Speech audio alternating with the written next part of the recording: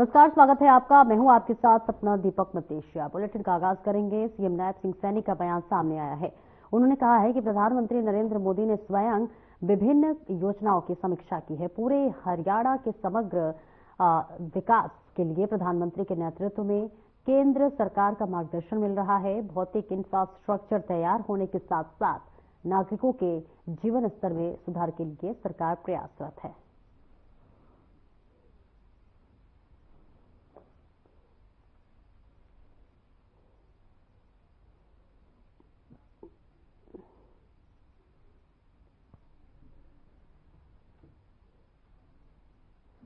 कुरुक्षेत्र के इस्माइलाबाद की अनाज मंडी में मुख्यमंत्री नायब सिंह सैनी ने कहा है कि शहरों के संतुलित विकास के लिए संकल्प पत्र के माध्यम से तैयार किया विकास का रोड मैप। प्रधानमंत्री नरेंद्र मोदी की गारंटी के साथ प्रदेश का होगा तेज गति से विकास और इस बीच सरकार ने नागरिकों के साथ किए हर वादों को पूरा किया है। मुख्यमंत्री नायब सिंह सैनी ने इस्माइलाबाद शहर को स्वच्छ, सुंदर और विकसित बनाने के लिए गारंटी भी दी।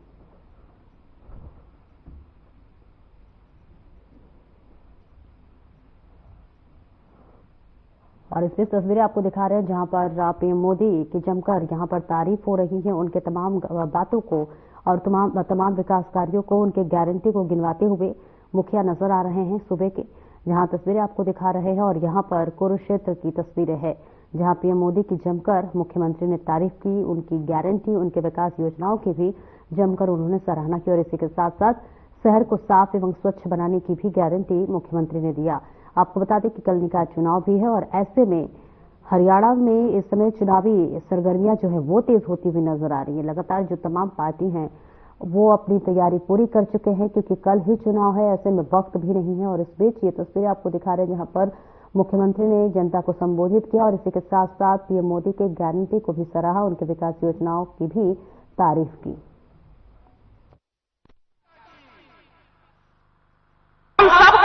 एक होकर यहाँ पर कमल खिलवाना है ताकि हमारे मुख्यमंत्री नायब सैनी जी और हमारे डीडी शर्मा जी के हाथ मजबूत हो सके और वो यहाँ पर विकास करने के लिए हमें ऊपर से फंड्स दे सके और वो फंड हम इस्माइलाबाद में लगाकर इस्माइलाबाद को स्मार्ट सिटी जो है वो बना सके, ज्यादा से ज्यादा यहाँ पर विकास कर सके।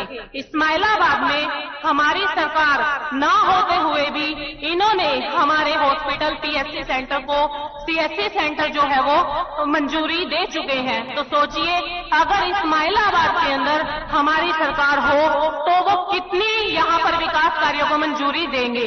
यह सब सोचते हुए मैं आप सबसे हाथ जोड़कर अपील करती हूँ कि आने वाली 2 तारीख को कमल के फूल के सामने वाला बटन दबाकर अपनी भारतीय जनता पार्टी को हमें यहाँ से मजबूत बनाना है और ट्रिपल इंजन की सरकार हमें यहाँ पर जो है वो बनानी है ताकि यहाँ पर जो विकास है वो 3 गुना तेजी से जो है वो हो सके। और हम सब यहाँ पर 2 तारीख को एक ऐसा ऐतिहासिक दिन बनाना है कि जिससे हमारी जो और पार्टी है वो देखती रह जाएगी। भारतीय जनता पार्टी एकमात्र एक ऐसी पार्टी है जिसके आगे कोई भी खड़ा नहीं हो सकता। भारतीय जनता पार्टी जो है यहाँ पर विकास करवा सकती है। और वही हरियाणा के सीएम नायब सिंह सैनी वित्त मंत्री के तौर पर 2025-26 का बजट पेश करेंगे। हरियाणा का बजट 13 मार्च को पेश होगा। हरियाणा विधानसभा के बजट सत्र का प्रस्तावित कार्यक्रम जारी हुआ। 7 मार्च को राज्यपाल के अभिभाषण के साथ बजट सत्र शुरू होगा। बजट सत्र की अवधि 7 मार्च से 25 मार्च तक रहेगी। बजट सत्र के प्रस्तावित कार्यक्रम में 9 सिटिंग रखी गई है। बजट सत्र की अवधि पर अंतिम फैसला बिजनेस एडवाइजरी की बैठक में होगा।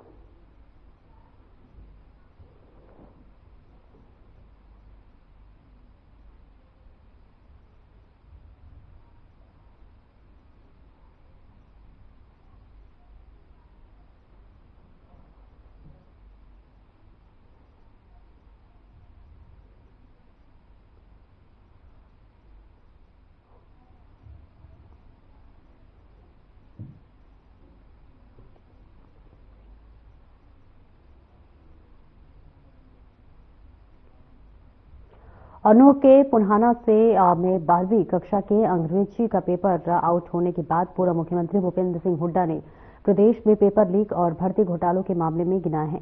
उन्होंने आरोप लगाया है कि स्कूल बोर्ड और ग्रुप डी से लेकर HCS तक के पेपर लीक हुए हैं।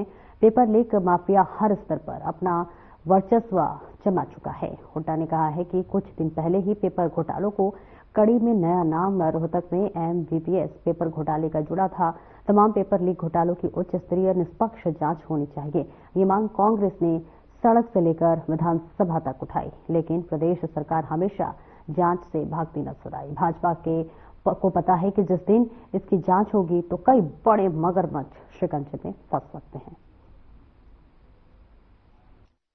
बेरोजगारी का मुद्दा है, कानून व्यवस्था का मुद्दा है और जिस प्रकार से हरियाणा पिछड़ रहा है उसका मुद्दा है। मुद्दे वो भी बहुत जब रोहतक BD यूनिवर्सिटी में मेडिकल यूनिवर्सिटी में जिस प्रकार से धोखा हुआ है और पिछले 5 साल के किए जा रहे हैं तो वह है धोखा।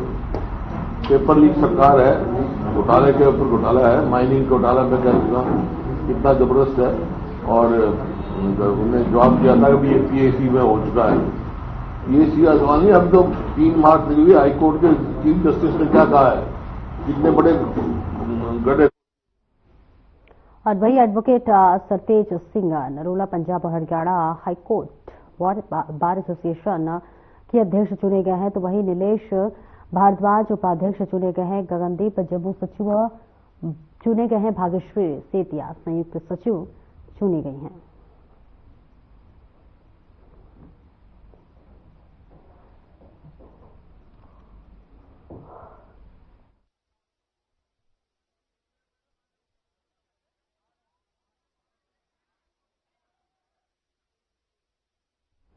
कालावली में पिछले कई दिनों के बाद आज फिर से कोहरा की मार है वो देखने को मिली है। भारी कोहरा देखने को मिला। कोहरे के साथ साथ पूरी रात बिजली सप्लाई बाधित रही, जिसको लेकर पानी की सप्लाई भी बाधित हुई। कोहरे के कारण फाइलों को फायदा हुआ, फसलों को फायदा होगा और लेकिन वही राहगीरों को भारी परेशानियों का सामना करना पड़ रहा है। तो वही स्कूली बच्चों को भी परेशानी हुई, क्योंकि अक्सर ही स्कूली बच्चे वैन में जाते हैं। कोहरे के कारण वाहनों की रफ्तार धीमी देखने को मिली, क्योंकि विजिबिलिटी बेहद कम थी, जिस वजह से हर राहगीर को भारी परेशानी हुई।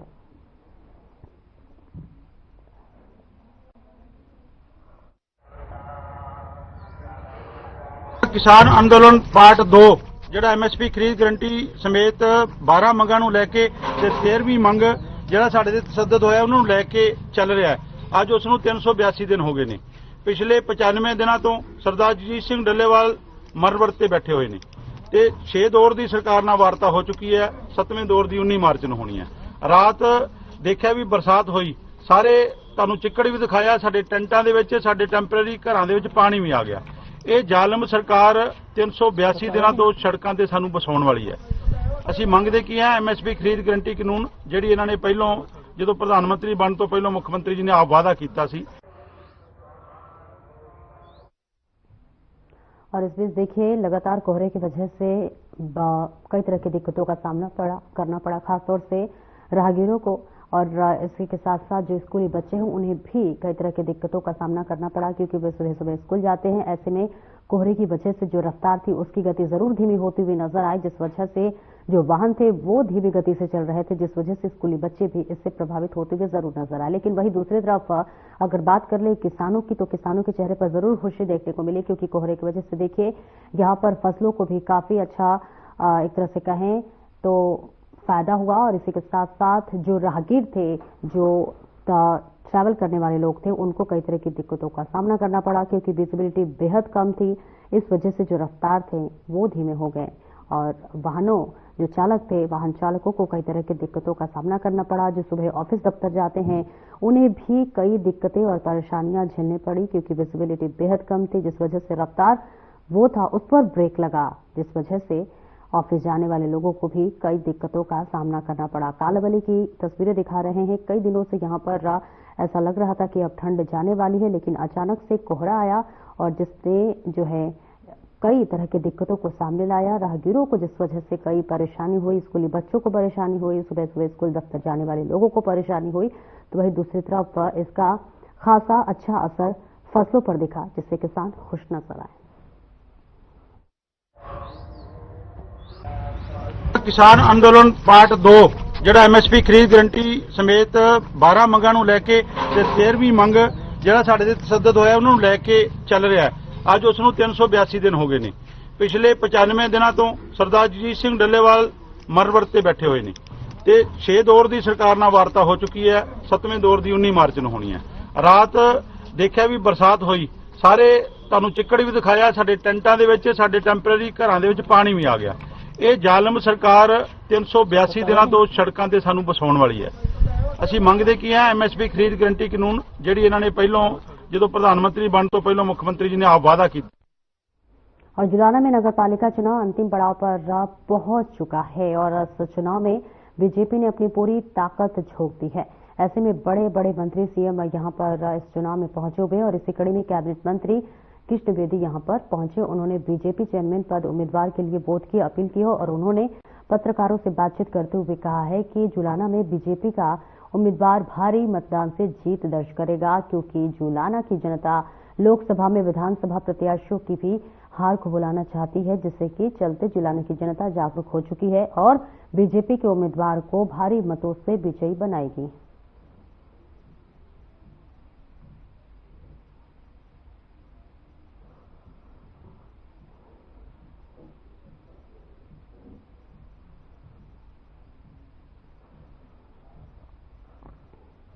महेंद्रगढ़ बार एसोसिएशन के चुनाव शुक्रवार को शांतिपूर्ण तरीके से संपन्न हुए। चुनाव परिणामों में प्रधान पद पर संदीप कुमार ने जीत दर्ज की है, तो वहीं उन्होंने 220 वोट हासिल किए हैं, जबकि उनके प्रतिद्वंदी बंसीलाल को 25 वोट मिले हैं और 4 वोट अमान्य करार दिए गए हैं। उप प्रधान पद के लिए हुए मुकाबले में सतीश कुमार को 116 वोट मिले और वे विजयी रहे। इसके निकटतम प्रतिद्वंदी सुबोध शर्मा को 105 वोट मिले, जबकि मनोज कुमार को 27 वोट प्राप्त हुए। इस पद के लिए 1 वोट अमान्य हुआ। सचिव पद के लिए हुए चुनाव में शर्मिला देवी को 142 वोट मिले, जिसमें उन्होंने जीत हासिल की है। राहुल कौशिक ने 107 वोट लेकर दूसरा स्थान प्राप्त किया, तो वही कोषाध्यक्ष और वहां सह सचिव पद के लिए एक ही उम्मीदवार मैदान में है, इसलिए इन दोनों पार्टी पर निर्विरोध निर्वाचन हुआ। प्रदीप कुमार कोषाध्यक्ष और सुनील कुमार सह सचिव बने। बताते चले कि चुनावी प्रक्रिया सुबह 8 बजे शुरू हुई और शाम 4 बजे तक चली। इसके बाद वॉर रूम में ही वोटों की गिनती हो गई और परिणाम घोषित किए गए। सह चुनाव अधिकारी आलोक खैरवाल ने चुनाव को सफलतापूर्वक संपन्न कराने में सहयोग के लिए बार में जुड़े सभी अधिवक्ताओं का आभार जताया।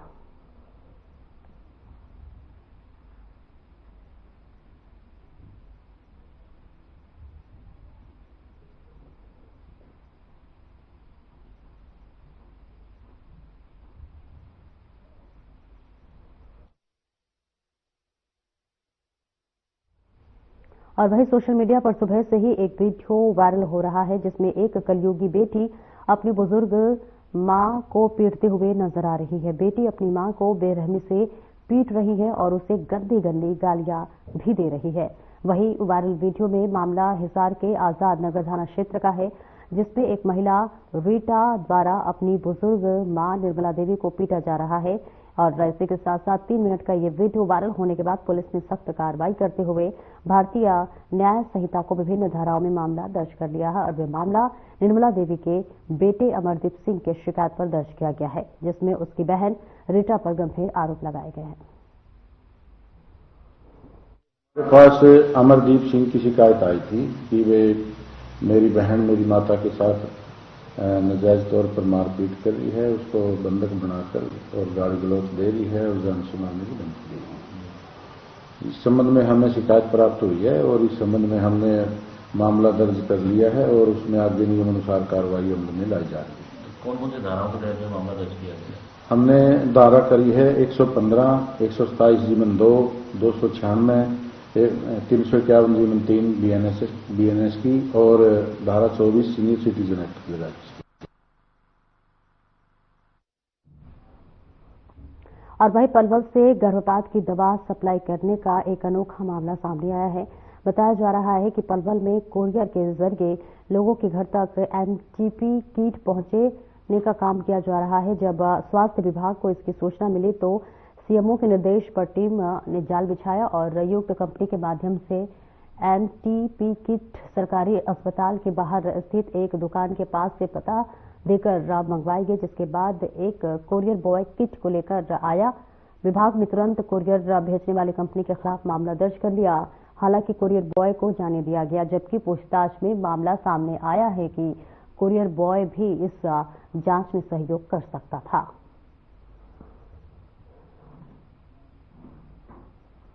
और इस बीच देखिए ये बड़ा एक खुलासा समझा जाए, जहां पर देखिए गर्भपात की दवाइयों का सप्लाई किया जा रहा था और ऐसे में अब इस पूरे घटना का खुलासा हो चुका है, जिसमें पुलिस आगे की सप्लाई करते हुए माफ कीजिएगा कार्रवाई करती हुई नजर आ रही है। और इस बीच तस्वीरें आपको दिखा रहे हैं जहां पर पुलिस ने बड़ी ही संजीदगी के साथ जाल बिछाकर उस जो है सरगना का भंडाफोड़ किया है, जो कि लगातार इस तरह के अवैध काम को अंजाम दे रहे थे। हालांकि देखिए बड़ी ही शातिराना अंदाज से पुलिस ने जो कुरियर बॉय था उससे एक किट मंगवाया। हालांकि कुरियर बॉय को बाद में छोड़ दिया गया, लेकिन जरूर इस दुकान संचालक पर अब जरूर कार्रवाई होती हुई नजर आएगी।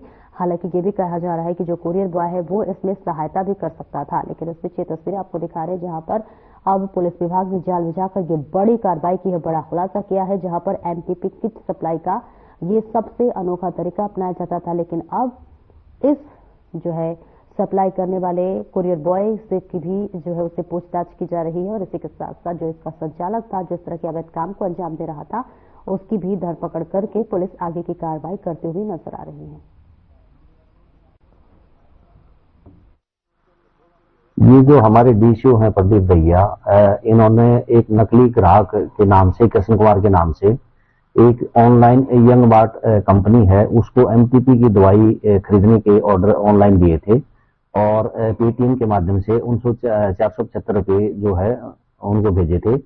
और ये 27 तारीख को जब भी ये डिलीवरी बॉय है राजू, ये यहाँ पे जो एमटीपी की किट देने आया था, ये ब्लू डॉट कंपनी का कोई। हरियाणा में 10वीं और 12वीं कक्षा की बोर्ड की परीक्षाएं शुरू हो चुकी हैं, तो वही आज 10वीं कक्षा का गणित का पेपर जो था वो हुआ और ऐसे में उसी के मद्देनजर नारनौल में खंड शिक्षा अधिकारी देवेंद्र कुमार ने विभिन्न स्कूलों का आज दौरा किया। तो वही खंड शिक्षा अधिकारी देवेंद्र कुमार ने कहा है कि बोर्ड की 10वीं की परीक्षाएं शुरू हो चुकी हैं और राजकीय कन्या वरिष्ठ माध्यमिक विद्यालय का निरीक्षण किया गया। पूरे ब्लॉक में जो भी परीक्षा केंद्र है वे अच्छी तरह से चल रहे हैं और नकल रहित परीक्षा के लिए विभिन्न फ्लाइंग टीमों का भी गठन किया गया है और जिस शिक्षा बोर्ड को तरफ से सभी इंतजाम पूरे किए गए हैं, जहां पर बोर्ड की परीक्षाएं अच्छे माहौल में हैं और नकल रहित संपन्न होगी। इस कार्य में सभी पूरी मेहनत से लगन से लगे हुए हैं।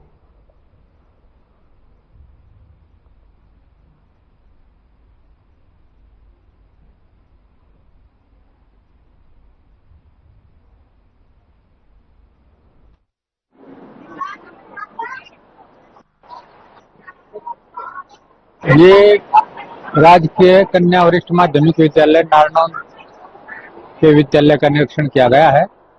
परीक्षा के दौरान व्यवस्थाओं का जायजा लेने के लिए आज मैं यहाँ पहुंचा हूँ।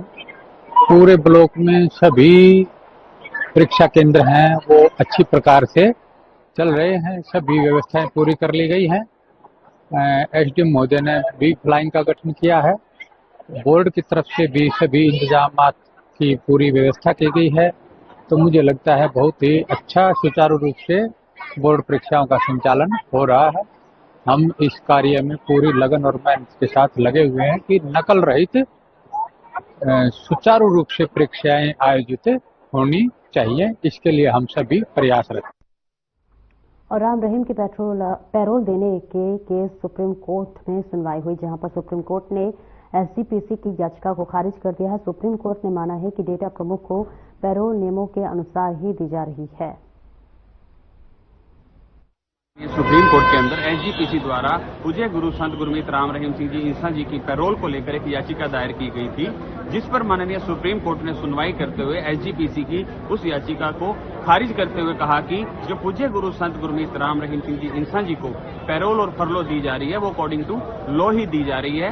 इससे पहले भी एसजीपीसी द्वारा एक याचिका माननीय हाई कोर्ट में पैरोल को आगामी 2 मार्च रविवार के दिन होने वाले निकाय चुनाव के मतदान को लेकर स्थानीय निजी एफएम रेडियो की तरफ से धार्मिक और सामाजिक संगठनों के सहयोग से लोगों को ज्यादा से ज्यादा मतदान करने को लेकर प्रेरित किया जा रहा है और ऐसे में जागरूक करने के लिए खास मुहिम चलाई जा रही है, जिसके तहत छुट्टी का दिन नहीं बल्कि जिम्मेदारी निभाने का दिन है ऐसे स्लोगन लिखे बैनर उठाकर भीड़भाड़ वाले बाजारों और चौक पर लोगों को अधिक से अधिक मतदान करने के लिए जागरूक किया जा रहा है। तो वही इस जागरूकता पहल की जनता ने तारीफ भी की है।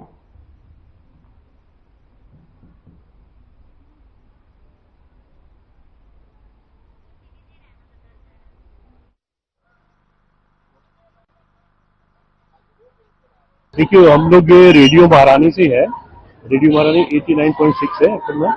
तो एक मुहिम चलाई है कि सब लोग अभी जैसे 2 तारीख को इलेक्शन होने वाले हैं पार्षद के और मेयर के, तो इस पर डबल जिम्मेदारी है, 2-2 वोट कर रहे हैं सबको। तो हम यही चाहते हैं कि सब लोग वोट करें और एक अच्छे फरीदाबाद के लिए ये कहना चाहता हूँ पूरे फरीदाबाद की तमाम जनता से कि वोट जरूर डालें, ये हमारा एक अधिकार है और एक अच्छे संनेता को चुन के और पार्षद पद पे बिठाया जाए ताकि हमारे क्षेत्र के जो भी अधूरे कार्य हैं, जैसे कि सीवर लाइनें हैं, जो पानी भर जाता है, उन सबका समाधान वो कर सके बड़े ही आराम से और प्रेम से। मैं एक्चुअली अपने यूथ से ये रिक्वेस्ट करूंगा, बिकॉज आने वाली जो जनरेशन है उसका भार किसके कंधों पर है? हमारे ऊपर है, यूथ के ऊपर है। तो यूथ से मैं रिक्वेस्ट करूंगा ज्यादा से ज्यादा वोट करें और इस बार 100% वोटिंग हमारा ये एम रहे। और इसके लिए रेडियो महारानी पे हम लोग, आप हमारे सोशल मीडिया पर भी जाएंगे तो बहुत सारी रील्स वगैरह, कैंपेन्स वगैरह आपको मिलेंगे जिनमें हम डिफरेंट टाइप से प्रमोट कर रहे हैं वोटिंग को। आप किसी को भी वोट दें वो आपके ऊपर है, बट वोट जरूर करें। इस मुहिम को किस नजरिए से देख रही है जनता? देखिए, जनता का बहुत पॉजिटिव रिस्पांस है। हम शिवरात्रि पर भी सैनिक कॉलोनी मंदिर गए थे, वहां पर लोगों ने बहुत जोरदार रिस्पांस दिया है कि यस हम लोग वोट करने जाएंगे। और सबसे बड़ी बात ये है कि जैसे आने वाली 2 तारीख जो रविवार का दिन है, लोग ज्यादातर ये सोचते हैं कि आज छुट्टी का दिन है और हमने घर में रेस्ट करना है। तो मेरे हिसाब से ये जो संडे है, ये आप मान के चलिए नगर निगम चुनाव जो है इस संडे के दिन है, उस दिन आप सभी ने घर से बाहर निकलना है और आप लोगों ने मतदान करना है। और मैं सही मायने में रेडियो महारानी का जो ये मुहिम चलाई गई है, मुझे इस परिवार का हिस्सा बनने का मौका मिला। मैं रेडियो महारानी की पूरी टीम का और सीधा परिवार का भी बहुत बहुत शुक्रिया। पिहोवा में दुबई से लौटे वक्त की वेरिफिकेशन करने दिल्ली से आए सीबीआई के इंस्पेक्टर के साथ कई लोगों ने मारपीट की है। आरोपियों ने उनके कागजात भी फाड़ दिए और शिकायत पर पुलिस ने एक युवक को नामजद करते हुए अन्य के खिलाफ कई धाराओं में एफआईआर दर्ज की है। ये घटना कल शाम 7:30 बजे की है। सूचना पाकर घटनास्थल पर पहुंची पुलिस ने इंस्पेक्टर को आरोपियों से बचाया है।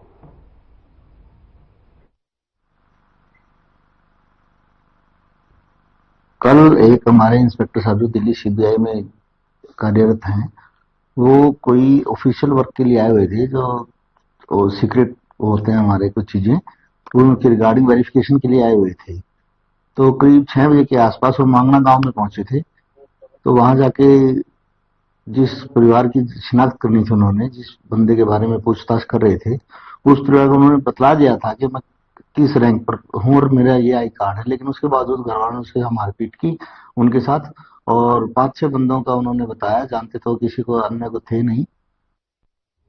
फिलहाल मेरे साथ इस बुलेटिन में इतना ही और अब वक्त हो चला है हमारे खास कार्यक्रम डॉक्टर राकेश गुप्ता के साथ प्लस माइनस का। नमस्कार।